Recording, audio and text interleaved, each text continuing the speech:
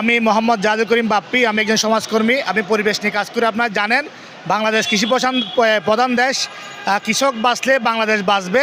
কিন্তু আমরা দেখতে পাচ্ছি বাংলাদেশের কিছু কিছু জায়গায় আপনার যেভাবে কৃষি জমির মাটি, আমরা যেটাকে টপ সয়েল বলে থাকি, যে বিশেষ করে আমাদের চট্টগ্রাম জেলার রাউজান উপজেলায় যেভাবে আপনার কৃষি জমির মাটি কেটে ফেলা হচ্ছে, যেভাবে পাহাড় ধ্বংস করে ফেলা হচ্ছে, যেভাবে কৃষকদের মাটি কেটে কৃষি জমির যেভাবে নষ্ট করা হচ্ছে, এই হিসাবে আমরা অতি আসলে কয়েকদিন ধরে প্রতিবাদ জানিয়ে যাচ্ছি। আমি রাউজান উপজেলা পরিষদ থেকে শুরু করে চট্টগ্রাম প্রেস ক্লাব থেকে শুরু করে আমি আমার প্রতিবাদ করে যাচ্ছি। আপনারা জানেন কৃষির টপ সয়েলটা কি?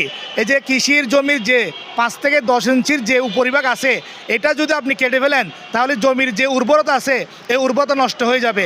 আপনি ধরতে গেলে 35 সেন্টিমিটার যেটা মাটি আছে, এটা যদি আপনি কেটে ফেলেন তাহলে আগামী 20 থেকে 25 বছর ওই জায়গায় কোনো চাষাবাদ করা যাবে না।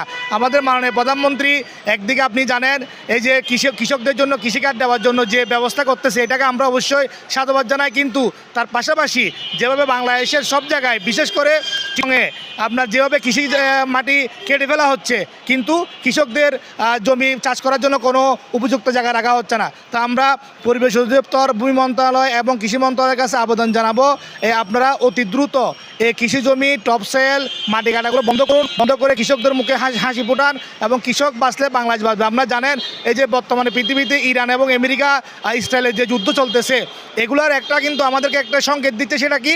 এই যে যেখানে সেখানে যে কৃষি জমিগুলো পড়ে আছে এগুলো কিন্তু চাষ করতে হবে, এগুলো ফেলে রাখা যাবে না, 1 ইঞ্চি মাটি রাখা যাবে না। এবং এই কৃষকদের জন্য আমরা কি করতে গেলে এই কৃষি মাটিগুলো কাটা বন্ধ করার জন্য প্রয়োজনীয় পদক্ষেপ নিতে হবে।